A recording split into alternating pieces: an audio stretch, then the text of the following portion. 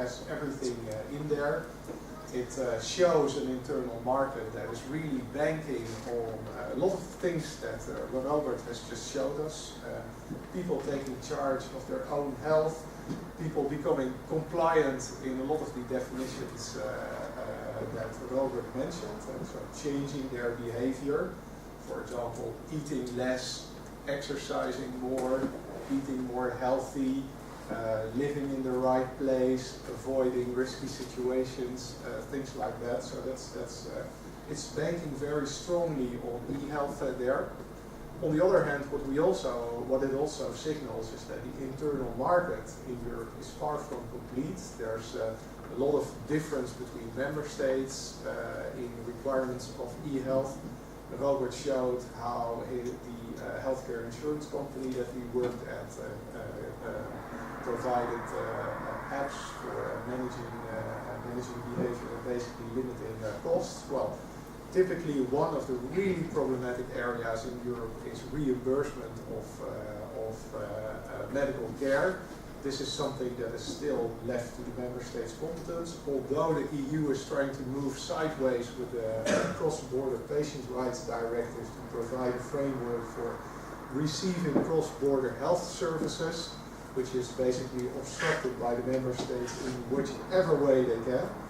So even though this is really, it's a brave new world, you can see that also the member states took very good care in the Lisbon Treaty, the European Constitution that was not supposed to be called a constitution, because we Dutch made sure of that. For people that still remember, you can still see it's really strong on medical, healthcare is ours, but you can have an internal market for medical services and medical devices and also products, basically. So those are some things.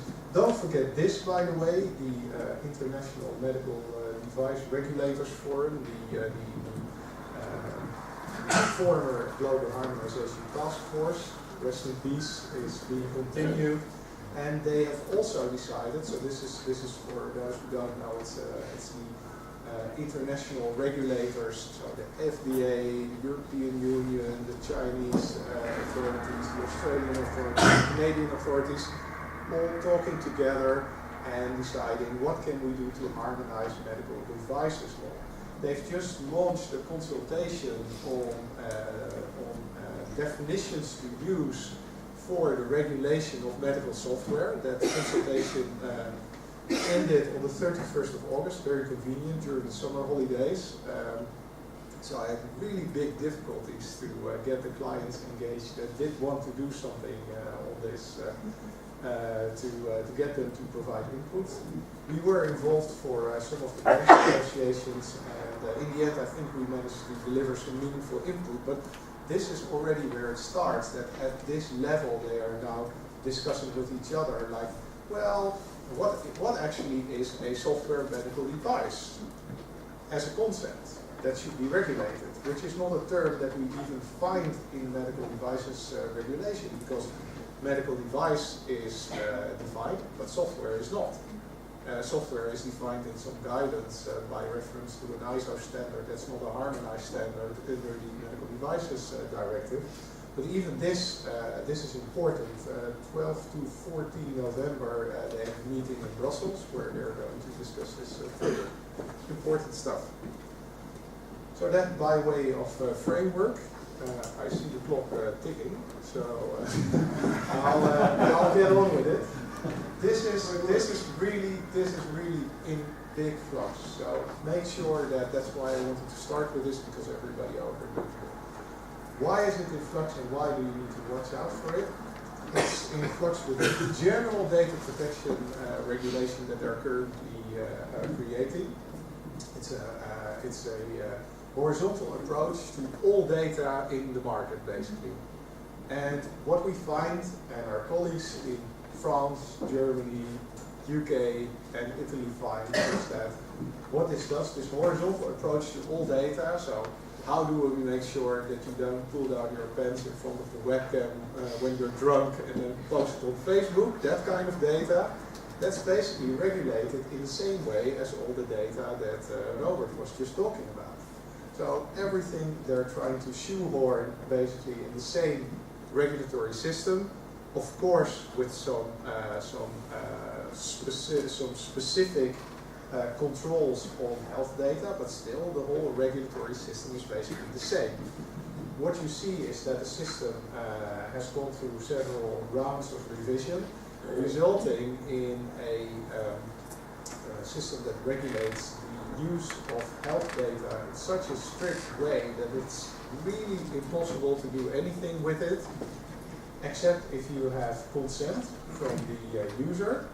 But then they've put in such incredibly strongly clause-related consent requirements. So consent has to be given freely in a situation where you don't feel pushed into giving consent. It has to be specific. It has to be informed. A whole ladder of criteria that basically make it very difficult as a company or as a lawyer to say to a company, yes, if you do this, then you can tick the box on consent, cross my heart, risk my professional liability insurance on it. Really difficult. And the problem is, why do we have them? Because what basically the European regulator is trying to do to make sure that what we hate in marketing and social media, we actually want that in healthcare. But we are still going to make it very, very difficult because we have such limited exemptions for these things, monitoring, profiling, further processing, tracing. These are things that you don't want Google to do, you don't want Facebook to do.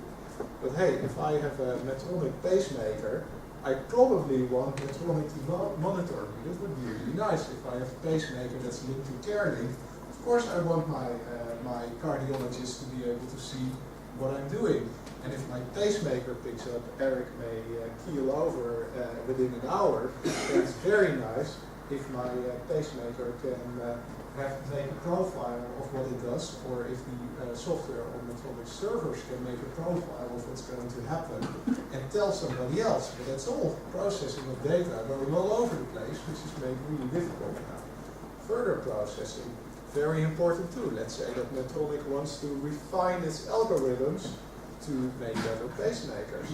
If that's further processing. If they don't have permission from me when they collect the data from my pacemaker, they're not allowed to do that, or they have to ask me for additional permission. Really complex. Traceability. Let's say that I'm a patient that's very prone to seizures. It's very nice that somebody can know where I am and can trace my usual patterns, or can just say, oh, he's over there on the 3rd floor of that building. Well, that's really important to know, but for health purposes, it's difficult to do. So what's so special about this? It approaches data protection really as a fundamental right, which means that, which explains why it's so difficult to negotiate these exceptions. Because it's a fundamental right, it's difficult to create exceptions to it.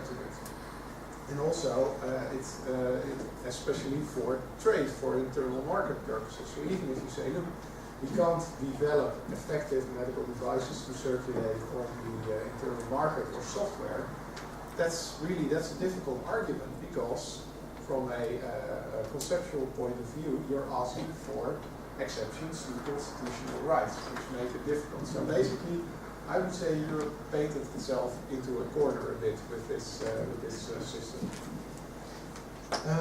What is happening in this law? Well, I've mentioned the consent requirements. For example, a disqualifier to consent is that is given in a situation of imbalance. So what's a situation of imbalance? Let's say I take the pacemaker example again.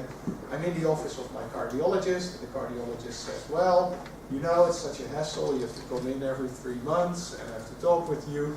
I'd rather monitor you at a distance. Well, there's a very nice solution for that. These stupid people, salespeople, make me fill in some forms, and then you have to sign here. So here, sign, then we can get you on this solution. And my personal data. What do you want it or not? Sign. Imbalance, invalid. There you go. But mind you, this is what's coming your way. You're voting on it next week, I think, in Strasbourg in the plenary. So, another important one is that a lot of the current Article 29 working party opinions on interpretation of the law are going to be implemented. I would really encourage you to read those. For example, if you think that's an argument I often hear, yeah, but we are not processing personal data because we anonymize it. Okay, and I always ask, okay, so how do you anonymize it? Well, we code it, and then when it arrives on our servers in our own environment, we can decode it, and then we still know where everybody is. Okay, well, that's fine. But so it's reversible coding, so that means that you're not anonymizing, you're pseudonymizing, you're masking who somebody is for a particular moment, but you have implemented, you've hard-coded, means to decode the data, which means it's still personal data. And that is something that is in these Article 29 working party opinions, but nobody knows it, or at least a lot of people that I meet in practice are very surprisingly tell this, and still they base a whole business model on it. So read this if you can. Another new thing is that you have to do impact assessments. So for a medical device, you need to do risk management, and you need to create this technical file in which you set out how you've managed all kinds of risks. Same thing for data. So basically what you're going to have to do when you process data, you're going to have to make an impact assessment on what will it mean, what are the risks, how did I secure it, what are the organizational controls in my organization. Now what they really conveniently neglected is to allow a company to do impact assessments for categories of data processing in their companies. So that means that you would basically need to sign off on an individual impact assessment for every new data processing that you start. Which is a bit of a problem, because it would mean that if you've done an impact assessment for an app, but you add additional functionality that adds another data field to the data that you collect, you can just go do this again. Very nice. That is going to be voted on, or is this already? It's going to be voted on in the plenary next week, I believe. So that's basically well, synonymous for the train has left the station, and you can still see its backlights. And by the way, the EU is very intent on getting this file, this piece of legislation approved early 2014, before the EU parliamentary elections, because that would mean that they have to clear out the legislative agenda of the parliament and start all over again. So this is a very prestigious dossier for DG Justice. Commissioner Viviane Reding considers this really its sort of crown on her political career as a commissioner. So she really, really wants, that's something she says in every speech at this moment, left or right, up or down, we are going to get this approved. Important one too, privacy by design. That's also going to be in the regulation.